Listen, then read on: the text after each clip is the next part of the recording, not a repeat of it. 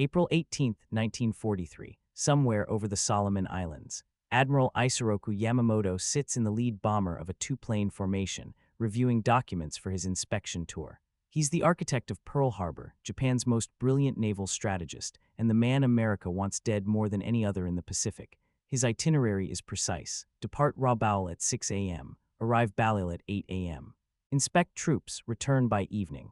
The schedule was transmitted yesterday via the Imperial Navy's JN-25 code, a cipher system Japanese cryptographers considered mathematically unbreakable. At 7:43 a.m., 18 American P-30 Lightning fighters intercept Yamamoto's formation exactly on schedule, exactly at the predicted location. Within minutes, Yamamoto is dead, his bomber crashing into the jungle. Tokyo is stunned. How did the Americans know? The official explanation, pure chance, an unlucky encounter with a routine patrol. But it wasn't chance, it wasn't luck. The Americans had been reading Japan's most secret naval communications for over a year. Every message, every order, every fleet movement, and the Japanese had no idea. This is the story of how American cryptographers broke what Japan considered an unbreakable code, how they kept that secret for 3 years while reading the enemy's mail, and how that invisible advantage changed the course of the Pacific War. December 7, 1941, Pearl Harbor. The attack is devastating. 8 battleships damaged or destroyed, 24-0 Americans dead, the Pacific Fleet crippled. Admiral Yamamoto has achieved tactical surprise so complete that American commanders are still trying to understand what happened when the last Japanese planes fly away. How did Japan keep the attack secret? Superior operational security, yes. Radio silence from the carrier fleet, certainly. But also something else, absolute confidence in their communications security. The Imperial Japanese Navy used a cipher system called JN-25. It wasn't a code in the traditional sense, not a simple substitution where it becomes B. JN-25 was a two-step encryption system that Japanese cryptographers had spent years developing. First, messages were encoded using a codebook containing roughly 45,000 five-digit number groups, each representing a word, phrase, or concept. Battleship might be 24,681. Attack at dawn might be 73,924. Then, and this is what made Japanese officers confident, those code groups were encrypted using an additive key. A second book of random five-digit numbers was mathematically added to the code groups. If your code group was 24,681 and your additive was 89,234, the transmitted message became 13,915. The addition was done without carrying digits to the next column. Without both books, the codebook and the additive key, the message was theoretically gibberish, random numbers, unbreakable, or so Japan believed. Japanese naval officers transmitted everything via JN-25. Fleet movements, supply schedules, operational orders, casualty reports. They trusted the system completely. After all, even if the enemy intercepted a message, they'd need both books to read it. And Japan guarded those books more carefully than anything, except the emperor himself. What Japan didn't know was that even before Pearl Harbor, American cryptographers were already working on breaking JN-25. And by early 1942, they were starting to succeed. Station Hypo, Pearl Harbor, spring 1942. In a basement beneath the naval headquarters, a small team of men and women work in cramped conditions with minimal equipment. No computers, those don't exist yet. Just IBM punch card machines, pencils, paper, and human intelligence.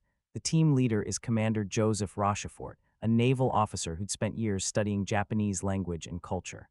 He's not a mathematician by training, but he understands that code breaking is part math, part linguistics, and part intuition.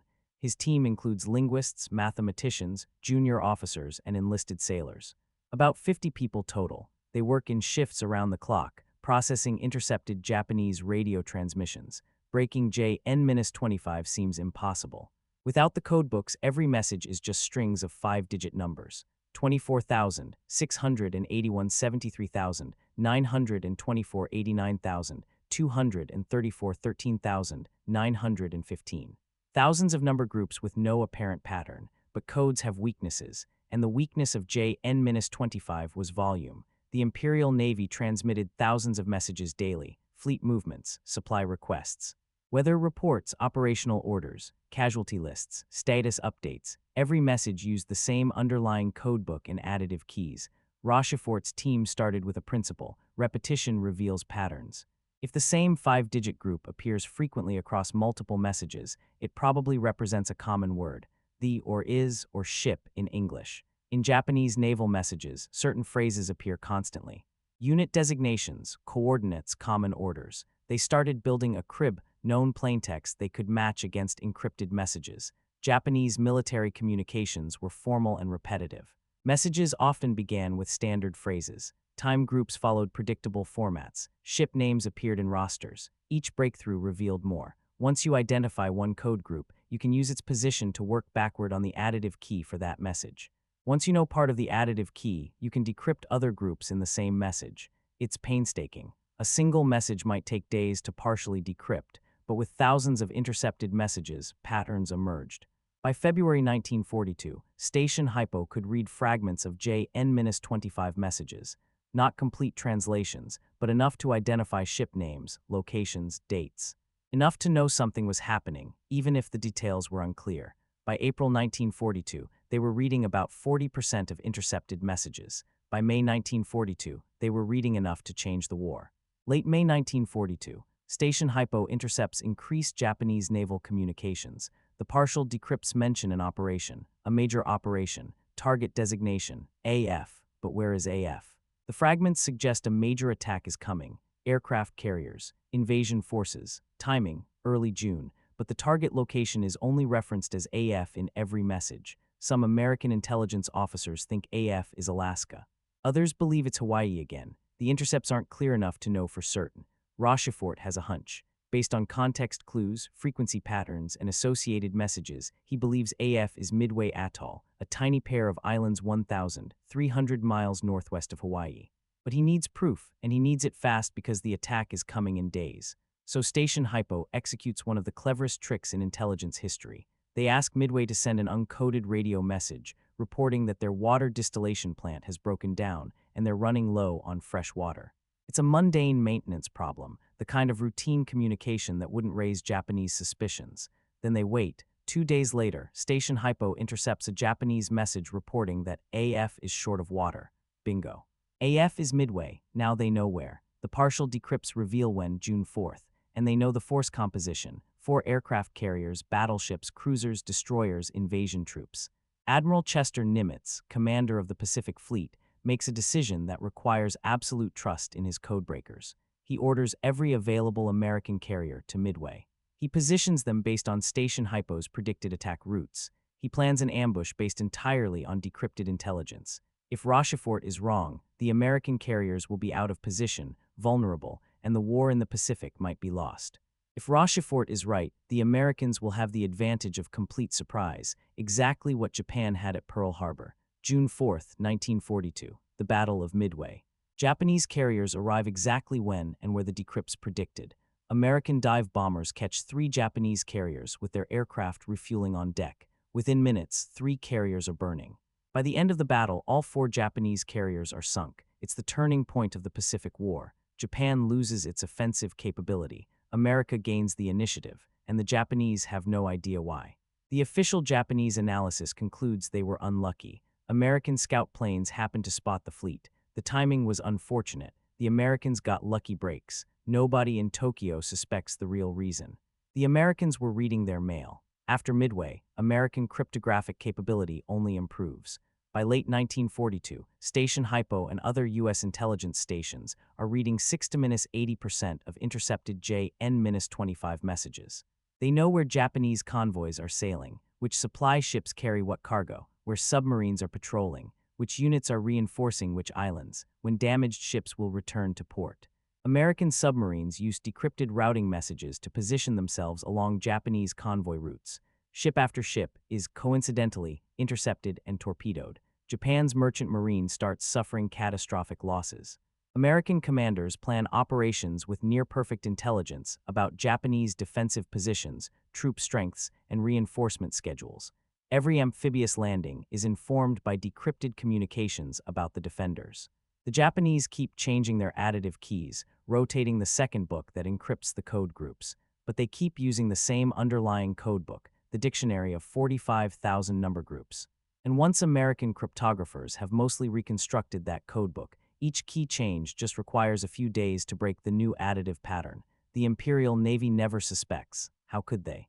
JN-25 requires 2 books to read. The Americans don't have the books. Therefore, the messages must be secure. Japanese operational security focuses on preventing physical compromise of the codebooks.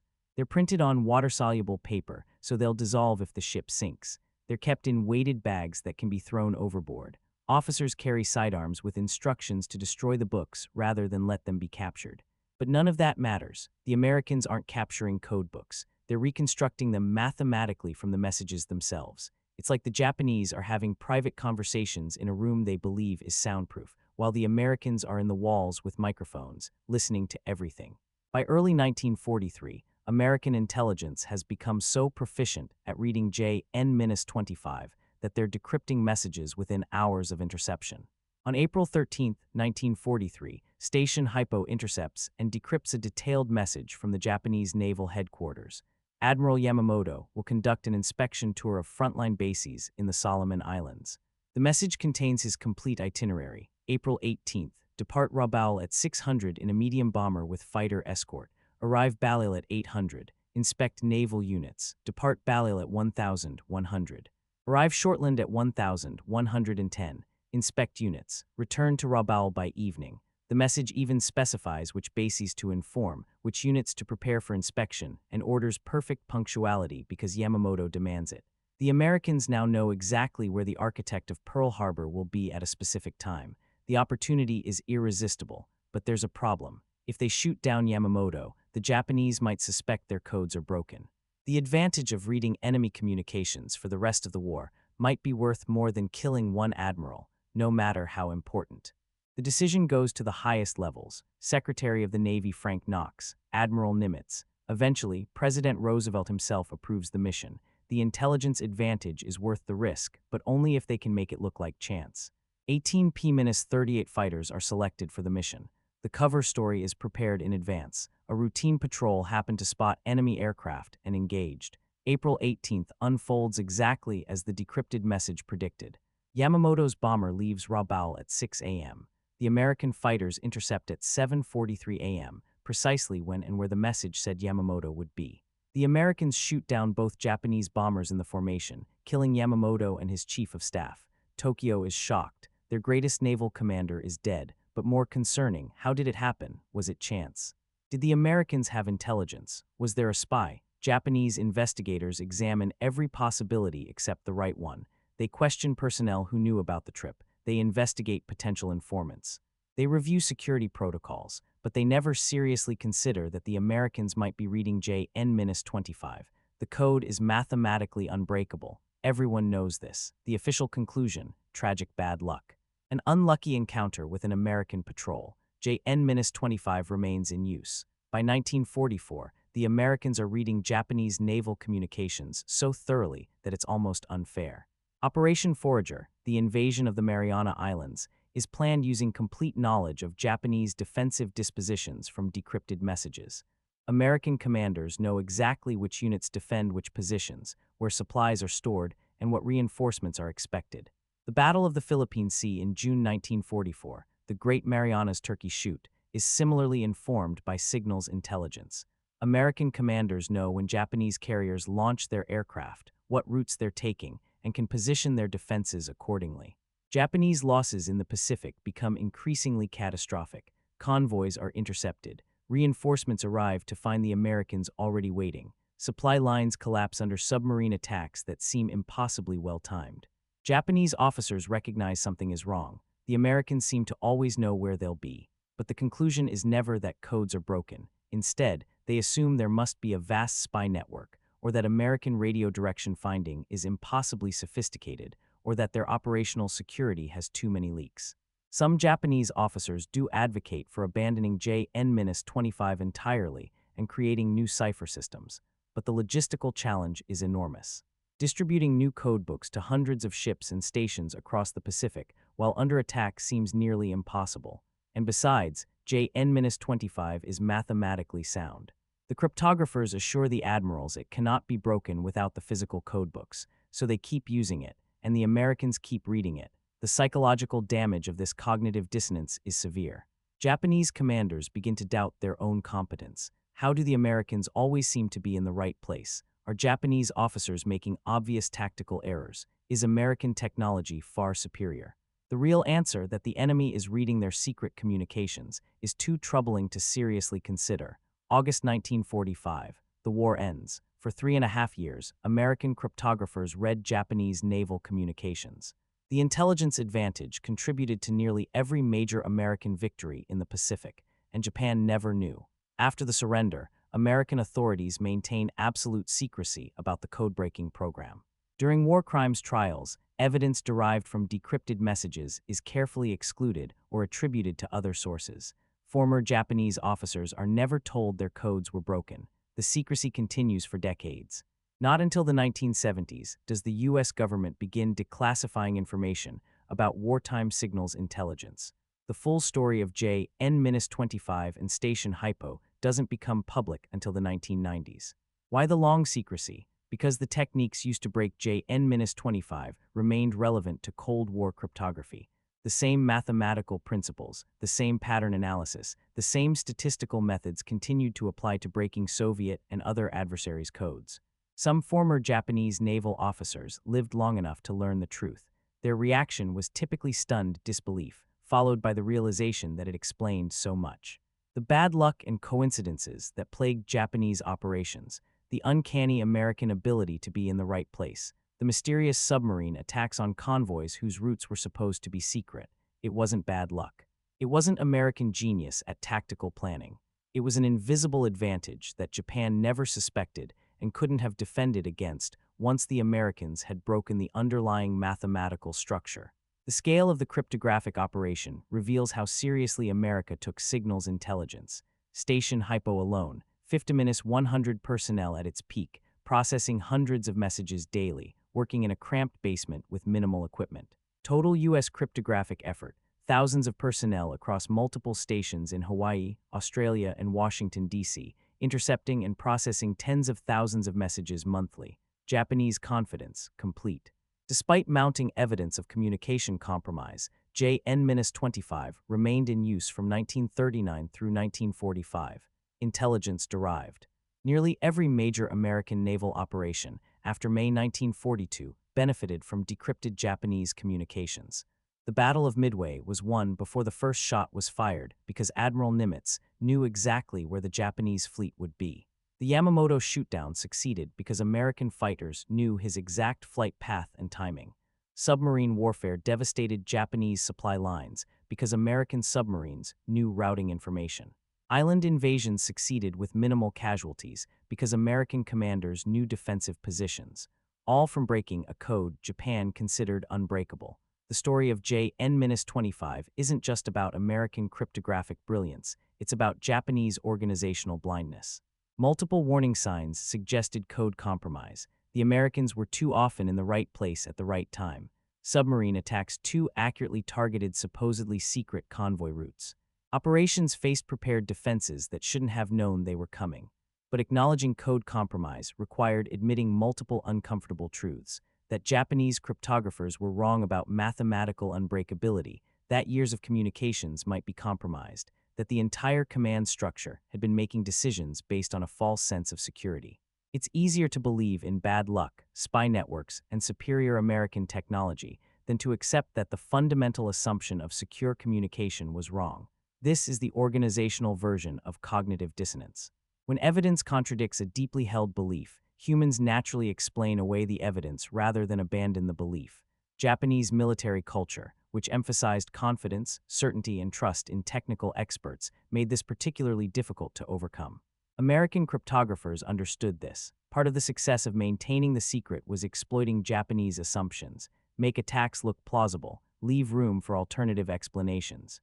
Never make it so obvious that the only explanation is code compromise. When Yamamoto was shot down, the Americans could have ambushed him on the ground at BattleHistory, but that would have been too suspicious. How did they know he'd be there? Instead, they intercepted his aircraft in mid-flight, where it could be explained as a chance encounter with a patrol. Every operation using decrypted intelligence was carefully planned to maintain plausible deniability. The invisible advantage remained invisible because the Americans worked hard to keep it that way. Joseph Rochefort, the station hypo commander, who broke JN-25 and predicted Midway, received minimal recognition during the war. Navy bureaucracy and inter-service rivalry meant his contributions were downplayed. Only decades later did he receive proper acknowledgement, the Distinguished Service Medal, awarded posthumously in 1986. The techniques developed breaking JN-25 became foundational for modern cryptography and cryptanalysis. The statistical methods, pattern recognition, and massive-scale data processing pioneered in that Pearl Harbor basement evolved into the signals intelligence capabilities of the NSA and modern intelligence agencies.